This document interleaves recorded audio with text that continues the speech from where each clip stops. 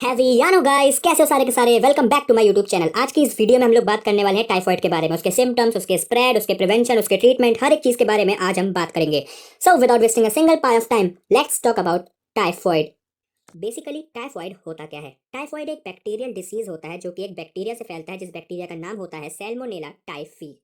Salmonella typhi contaminated food और water के जरिए आपकी बॉडी के अंदर एंटर करता है। आपकी बॉडी में सबसे पहले आपके स्टमक में जाता है और स्टमक से होते हुए जो आपके इंटेस्टाइन में जाता है। इंटेस्टाइन में पहुंचते ही इंटेस्टाइन की वॉल्स को खाने लगता है। इंटेस्टाइन की वॉल्स को तब तक खाता है जब तक वो ब्लड स्ट्रीम्स तक नहीं पहुंच जाता है। एक बार जब वो ब्लड स्ट्रीम्स तक पहुंच जाता है तो वो ब्लड स्ट्रीम के जरिए आपकी पूरी बॉडी में फैल जाता है और आपको टाइफाइड कॉज कर देता है।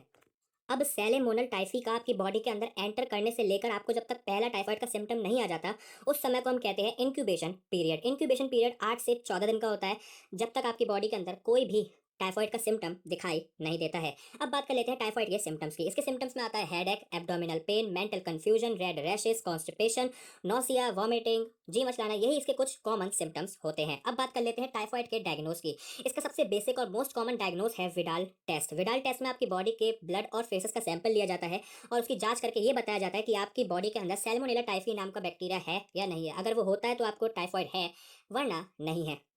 अब बात करते हैं टाइफाइड के ट्रीटमेंट की। इसका सबसे कॉमन ट्रीटमेंट है कि आप टीएबी नाम की मेडिसिन का प्रयोग करें। टीएबी नाम की मेडिसिन जो है वो आपकी बॉडी की इम्यूनिटी बढ़ाती है, जिससे आपकी बॉडी अपने आप ही टाइफाइड से लड़ लेती है और जीत जाती है। ये तो बात होगी टाइफाइड के ट्रीटमेंट की। अब बात करते हैं टाइफाइड के प्रिवेंशन की। इसका बेसिक सा प्रिवेंशन है कि आप जब भी कोई खाना खाएं तो वो खाना बहुत साफ होना चाहिए, ज़्यादा दिन पुराना नहीं होना चाहिए, और जब भी आपकी पानी पिए तो पानी एकदम फ्रेश होना चाहिए।